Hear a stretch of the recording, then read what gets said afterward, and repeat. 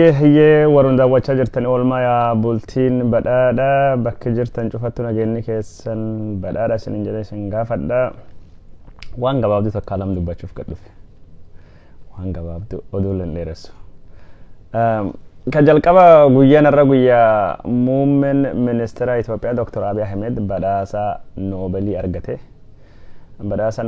kanaafi fudhate jechuun badhaasa Noobelii guyyaanni fudhate baga gammadee gammachuun kan kee gammachuu uummata Oromoo bal'aati gammachuun kan kee gammachuu lammii Itoophiyaa guutuuti ka Afrikaa guutuuti badhaasa kan argachuu kan keetiif gammachuu guddaanatti dhagahame ibsachuu barbaada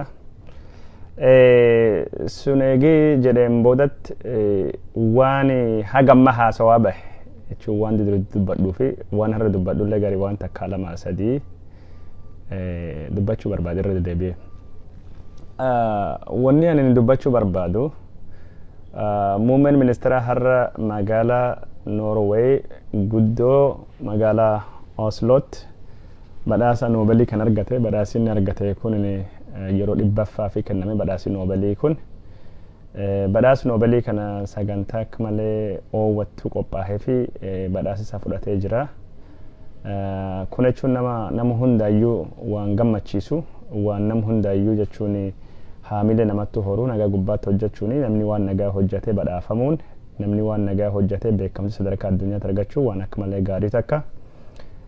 Dhugaa rabbi dubbachuu fi injifannoon guddaan Abiy galmeessi keessa wanti Abiy godhe hedduu wanni gaariilleen hin jirti wanni hanqinni qabdulleen hin jirti waan gaariin inni godhe keessaa tokkini waan araara Itoophiyaatiif fi Eertiraa wanni inni godhe waan akka malee jechuun jabaati waan akka malee guddaa takka akka malee guddaa waan akka malee jabaati biyya Itoophiyaa fi Eertiraa waggaa dhiifama waggaa 20 olii haga bar 1998 waraanii dhoohe waggaa 20 fi yookaan 20 takkaa fi walitti gaarreeffattu duumansa waraana duumansa sodaa duumansa du'aa ka gaafa Afrikaa sun haguugee ka kanaan duraayyuu uummata 100 oli lubbuu isaanii galaafate nyaatee hambisuu danda'uun waan akka malee guddaa takka.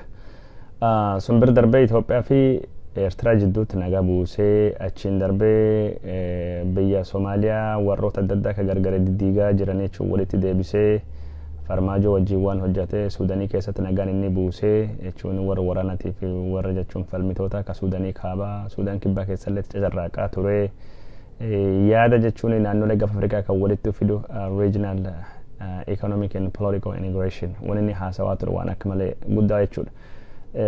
Muummichi ministeeraa karaa dippiloomaasiitiin wanni inni godhellee wanni inni argatellee waan akka malee guddaa takkadha jechuudha sana beekuu fi qabnaa jechuudha recognition kennuu fi qabnaa jechuudha. Kun jechuun hanqinni hin jiru jechuu miti kun jechuun muummichi ministeeraa hin qeeqamu yookaan ammoo hin balaaleffatamu jechuu miti jabduu bakki inni hojjetetti jabaa hojjettee bakki inni badii qabutti ammoo badii qabdaa jennetti mudamna wanni nu haasofnu tokkollee ni jibbiinsa Abiyyi irraa kaanee yookaan hammeen nafadoo hin taane kaayoodha jechuun wanni nurra walii gala yoo kadiruu akka namatti nu gaafattanii Abiyyi akka inni kufu yookaan akka inni hin milkoofne hin barbaadu garuu karaa aceenni itti faarsu karaa inni ekeraa itti faarsu karaa Itoophiyaa dullatti kan inni deebisi jedhu san gubbaatti akka inni milkaa'u hin barbaada sanillee hin barbaadu akka inni milkaa'u barbaada garuu karaa jechuun qabsoo Oromoo qabsoo sabaa fi sablammii karaa sirna federeeshinii kan irra caalaa cimsee olaantummaa heeraatii fi seeraa mirkaneessuun akka inni deemu barbaanna malee akka inni jechuun hin milkoofne miti fedhiin keenya jechuun. Kana ka dubbachaa baanu eegisan jedheen dubbatu waan har'allee eventii irra dubbachuu deema waan hagammaa gabaasee fi waan hagammaa waan irra tahillee irra takka lama sadii irra dubbachuu deema garuu nama waan kana hordofaa jirtaniif Abiyyi har badhaasisa kan Noobeelii magaalaa Noorweey guddootti Oslootti koree Noobeelii biyya Noorweey irraa fudhatee sagantaa oowwattuu qophaa'ee sagantaa sun laayividhaan darbaa ture karaa adda addaatiin sagantaa kan gubbaatti Abiy Ahmed haasawa cimaa yookaan ammoo haasawa jabaa godhe haasaa keessattuu barbaachisummaa nagayaa akkamiin jechuun yaadii nagaa buusuu kun akkamiin isa keessa akka inni seene waraan Itoophiyaa fi Eertiraa gubbaatti jechuun waan inni arge reediyoo yeroo sun akka inni opereetu godhaa ture reediyoo signaalii barbaaduuf inni gad deebi'u jechuun moortariin yookaan ammoo baazuqaan artilarii meeshaa waraanaa guddaan warri wajjin ture hunda akka inni fixe. Ijoollee umriin isaa gadi cufte akka dhumatanii nagaan jechuun akkam akka inni barbaachisu ta'e nami waraan barbaadu nama sodaa argee hin beekne nami waraan barbaadu nama dadhabinsa waraan argee hin beekne nami jechuun waraan barbaadu nama jechuun miidhaa waraanii dhaqqabsuu fi onnee waraanii cabsu kan gaddi waraanii fidu hin argine jechuun waraanii waan akka malee badaateedha. Nama waraan hin beeknetti waraana faarsaa nama waraan hin beeknetti waraana jechuun dharraawaa waan jedhu dubbata jira kun dhaamsa akka malee dhugaa takkaadha jechuun karaa sunii fi karaa waraanaa gubbaatti nagaa buusuun carraaquun muuxannoo isaarraa jechuun kahee garasitti deemuun waan akka malee guddaa takkaadha jechuudha. Haasaa isaa haasaa akka malee jechuun very much passionate haasaa jechuun onni irraa dubbatamu fakkaatu haasaa dhugaa of keessaa qabu haasaa jechuun muuxannoo jiruu isaarraa haasa'u. Haasaa gosuuniti kan inni haasa'u haasa'ii sun jechuun dhaamsa gurguddaa hedduu of keessaa qaba ka jalqaba jechuun waan takka ka inni jalqabeeni warra Noobeelii eegi galateeffateen duubatti beekamtii isaa kennanii fi koomitii Noobeelii ka Noorweey kana galateeffatee jira achiin dubatti warra Itoophiyaati fi Eertiraa kan waan kanaaf wareegama kaffalanis galateeffatee jira. Jechuun sila du'a kiyyatti qeerroo jechuun waan kanaaf sababa taate odoo dargaggeessa jijjiirama kanaaf sababa taate dargaggeessa gaafa Afrikaa keessatti akka nagaan bu'u dargaggeessa akka Itoophiyaa fi Eertiraa jidduu araarri dhufu dargaggeessa tokkummaan bataskaana ortodoksii akka dhufu goosisee dargaggeessa jechuun mootummaa fi warri islaamaa kan Itoophiyaa akka araaraman godha. Awwa hundaayyuu jechuun bu'uurri isaa, wa hundaayyuu hundeen isaa, wa hundaayyuu yayyabni isaa waan kan hunda akka taatu ka godhe qeerroo Oromoo naatu fakkaata. Odoo sila dargaggeessa Oromoo kan akkasittuu gabbahee galateeffate dargaggeessa maal jennaan badhaasi Noobeelii kunini wanni deeggaraa baaneef Abiyyi faa kennamu malee Abiyyi jechuun bu'aa qabsoo Oromooti, bu'aa wareegama qeerroon Oromoo gaafa Afrikaattu goote isaantu fide malee sila warra ala Abiyyi namni jedhamu hin jiru. Kanaafuu Abiyyi jechuun qeerroo Oromoo jechuudha. Jaalattanillee jibbinillee qeerroon Oromoo sila odoo jijjiirama kan fidu baatte odoo ODP yookaan ammoo OPDO gar durattu dhiibdee baasuu feete baatte amma kan biltsiginnaa odoo jechuun kun tahuu baate sila odoo wareegamsan kaffalanii maqaa maaster pilaanii suni ka'anii Abiyyi durattuu hin dhufu. Abiyyi durattuu hin dhufne sila Noobeeliin kun hin dhufu. Kanaafuu wanti Noobeelii kana siyaasa Oromootiif qabsoo Oromootiif sochii qeerrootii fi beekamtii sadarkaa addunyaatti qeerroon Oromoo gonfatee jenne akkasiifuu jechuun dubbachaa baanee jechuudha.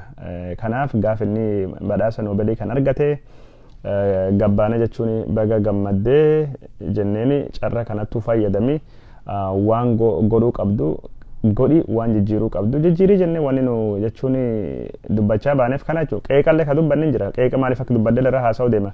Kanaafuu sila odoo guyyaa har'aan tanaa jechuun akkasittuu qeerroo kana beekamtii kenneefi maqaan qeerroo kun jechuun Habasha biratti hin jaallatamu waan hin beekanaa gala. Dargaggeessi waan kanaafi jechuun dargaggeessaaf dargaggeetti waan kanaafi wareegama gootanii waan kanaaf aarsaa kaffaltan jedhee odoo dubbatee akka malee gaarii ture na fakkaata jechuun garuu Itoophiyaa keessatti yeroo ammaa kana qeerroon akka laayabiliitiitti ilaalama. Qeerroon jechuun akka waan gaariitti ilaalamu namuu qeerroo irraa dheessuu barbaada gaafa kaan itti fayyadamuu fedhanii. Duulii Habashaa kun hundinuyyuu qeerroodha. Iskindir Naggaa waan inni godhaa jiruu fi kan hundaafuu sila doonnii har'a dargaggeessa bakka asiitiin nu gahee eegee jira. Deebii warrallee deebisa. Aantee isallee agarsiisa.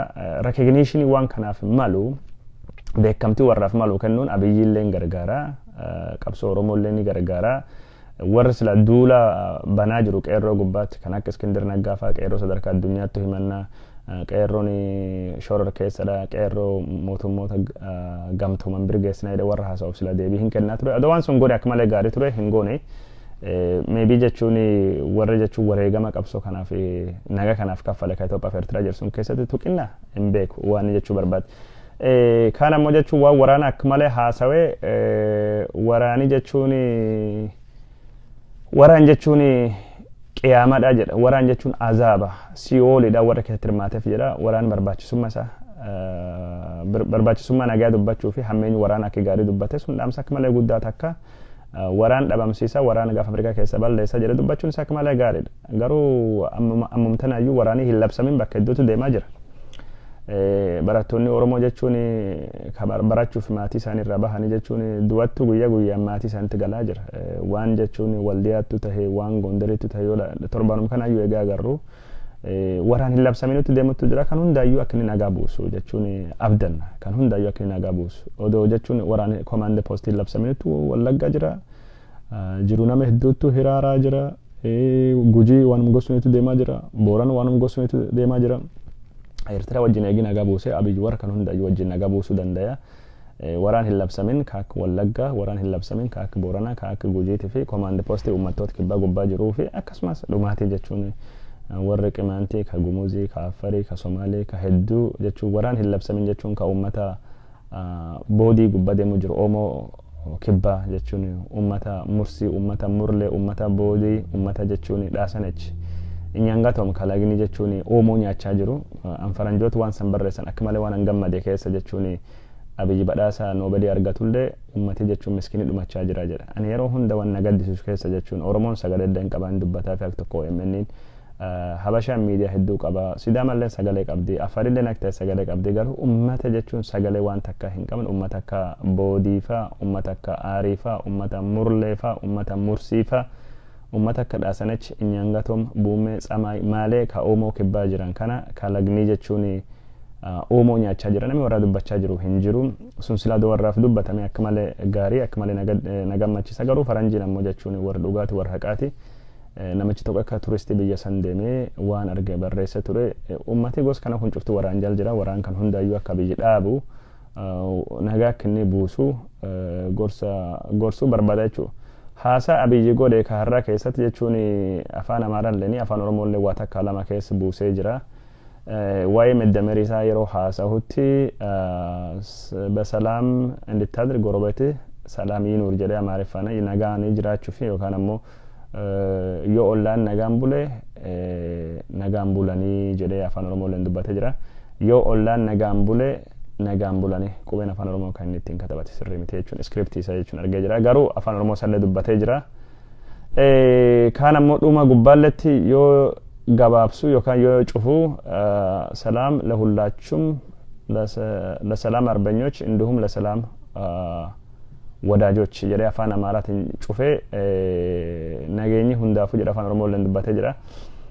Haasaa isaa afaan Ingilishtiin godhee waan araarama waan nagayaa jechuun obboleeyyanummaa wal gargaaru waliin dhaabbachuu kitaaba qulqulluullee keessaa quraanallee keessa waan inni waabii gugguratee dubbate waan akka malee gaarii takka sunsunittu jira sagantaan achittu qophaa'ee afaan Amaariffaatiin sirbame an sirbitu sun argeen beeku warrum argee sirbii jechuun afaan Amaariffaati sochiin muuziqaa fi ammoo jechuun daansiin isaa afaan Oromoo fakkaata jechuun namni garii maaliif afaan Oromoo hin godhin jettanii expect yoo gootan taanan dubbiin garamirraa akka dhuftu ni beektanii na fakkaata. Sunittu jira haasaa isa walumaa galatti haasaa bareeda haasaan isa haasaa akka malee gaariiti haasaa bilchaata haasaa jechuun dhama qabu haasaa jechuun miira waan isaa keessa bahee darbee waan itti dhagahamu ka onni isaa keessa jiru akkuma inni baane onni irra dubbatamaa jedhe waan onni isaa keessa dubbatamuu fi muuxannoo jiruu isaa ka waraana hammeenyi waraanaatiif nagaan maal akka barbaachisu ka inni keessa bahee dhufe dubbatee jira kun akka malee gaarii takka qabatamaan ammoo jijjiirama godhuu qaba qabatamaan waan lafirratti mul'ata godhuu qaba jedhee abdadha. Kan eegi jedheen boodatti ammoo gorsiin waa biyyi qabnu maali kanaan duratti jechuun odoo gorsa gara biyyi qaban dubbatinu nam garittuu taagifana goggodhee waan aga gaafata beekta kadiroo noobeliin bishaan dhuddee jechaa baate noobeliin kun hin taane noobeliin jechuun akkaataa badhaasii kun kennamu qotu adurra hin taane jechuun barbaachisummaa noobelii kanaatii fi sagantaaleen noobelii kana ka qophaa'uuf yaadame irra dubbachaa ture. San gubbaa dubbachaa ture wanni an dubbachaa bahee waa'ee jechuun sagantaa noobelii waliigala sagantaan noobelii sagantaa 5-6-7 jira. Sagantaa san keessa sagantaan hedduun haqamee jira. Kalee sagantaa guddaatu ture ka pirees addunyaa yookaan ammoo gaazexeessitootaatiif televezyiinii addunyaa guutuu waliin dhiyaatee gaaffiif deebii godhamu. Sagantaa san sila kabarana qopheessu hangafummaan Aljaziiraa ture. Aljaziiraattuu qopheessa hin mammara jechuun CNN, Aljaziiraa, BBC miidiyaalee addunyaa gurguddaa gubbaa mara.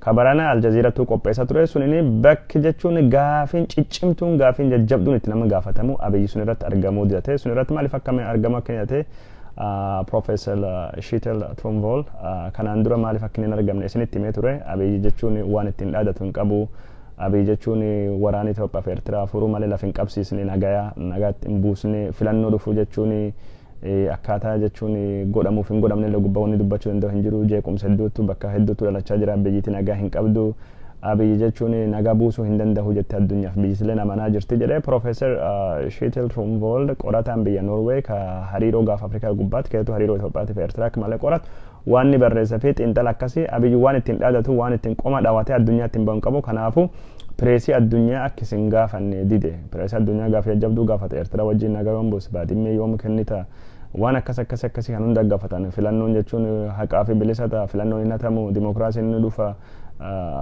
bilchiginna paartiin dhaabate kanaaf jechuun waan deemaa jiru kan hunda gaafata hariiroo Jawaar wajjin qabu hariiroo jechuun Lammaa wajjin qabu akkamiin nagaa buusta faaruu atsee kana jechuun waan uummata boodii yookaan uummata aarii murlee ka jechuun oomoo kibbaa ka ta'e kan waa hedduu waan gaafatanii fi sagantaa san haqee jira sagantaan akka malee guddaa takkini pireesii dur dhaabbatee kan inni dhugaa dubbata jechuun pireesii jechuun sagalee uummataati akka faranjii yaaddu sagantaan sun hafee jira kaan ammoo sagantaan biraa ka hafe sagantaan biraa ka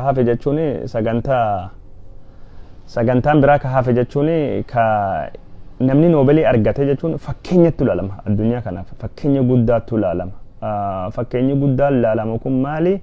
Namni nagayaaf wabuuse namni nagayaa buusu kun ofii qofa osoo hin taane nagayaan kun akka itti fufuu fi yookaan itti fufiinsa akka inni qabuu fi ijoollee addunyaa kanaatiif waan fakkeenya ta'uu waan haamilee ta'uu dubbachuu qabaa jechuudha. Sun gabbahee sila ijoollee dur dhaabbatee sagantaan kun ka ijoollee lafa ol dhuftuuti keessattuu ijoollee gartee fakkeenyis godhachuu barbaaddu ijoollee waan nagaa hojjechuu feetu ijoollee kunuunsi naannoo hojjechuu feetu ijoollee gos kanaatiif ka godhamu sagantaan ijoolleef godhamu kan inni sila akka fakkeenya dur dhaabbatee ijoollee gorsee dubbatee ijoolleen gaafii gaafatu sagantaan sulleen hafee jira jechuudha. Sagantaan hedduun hafee jira garuu kun sagantaan badhaasa fudhachuu kun hin hafne jechuudha. Sagantaan badhaasa fudhachuu takka sagantaan muummee ministeera biyya Norweeyti wal argu kun hin hafne kun sagantaa badhaasa fudhachuuti. Badhaasa kan fudhachuu dhufaani horii fudhachuu dhufaani sun hin hafne. Kanaafuu wanni nu haasawaa baane noobeliitti hafee sun ta'e sagantaaleen gurguddaan noobelii hafee jira ka jedhu irra dubbanne jechuudha. Akkasitti hubachuu qabdanii jechuudha. Ammallee irra deebi'ee waan an dubbadhu takkini namni hedduun jechuun Abiyyi maaliif qeeqamaa maaliif Abiyyi jechuun itti dubbatamaa miti. Abiyyi jechuun bakki jaba inni hojjetetti jechuun jaba isaa dhugaa isaa hin dubbannaaf. Bakki garuu waan gaarii inni hin dubbannetti bakki garuu hanqinnatu jira jennee yaannutti Abiyyi ni qeeqama. Mootummaan hin qeeqamne hin jiru. Mootummaa tahee kan hin qeeqamne hin jiru.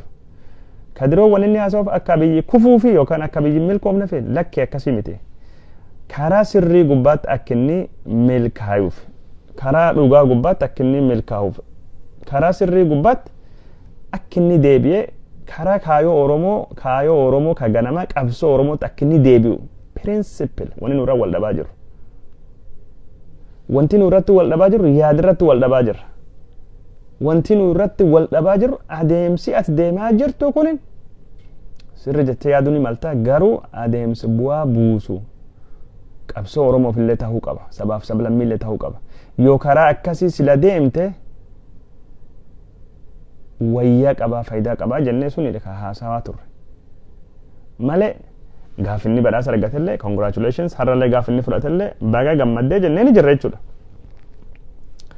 Because badhaasi kun inni badhaasa qeerroo Oromootiif kenname badhaasi kun inni badhaasa jechuun qabsoo Oromootiif kenname jennee yaanna garuu kaayoon isaa jechuun haali Abiyyittiin deemaa jiru waan kana jechuun bakkaan baasaa jennee gaafanne haala ammaan tan jirutti jechuun no gaafii hedduutti jechuun mataa namaa keessa dhufe. Waa'ee gorsa haa dubbadhuuti daqiiqaa 5 gad dhuftu kan achiin dubbatti hin fixa. Tokkoffaa Abiy Ahmed irra deebi'ee jedha baga gammaddee hojii cimaa hojjettee karaa hariiroo addunyaatiin badhaasni noobelii kun siif mala.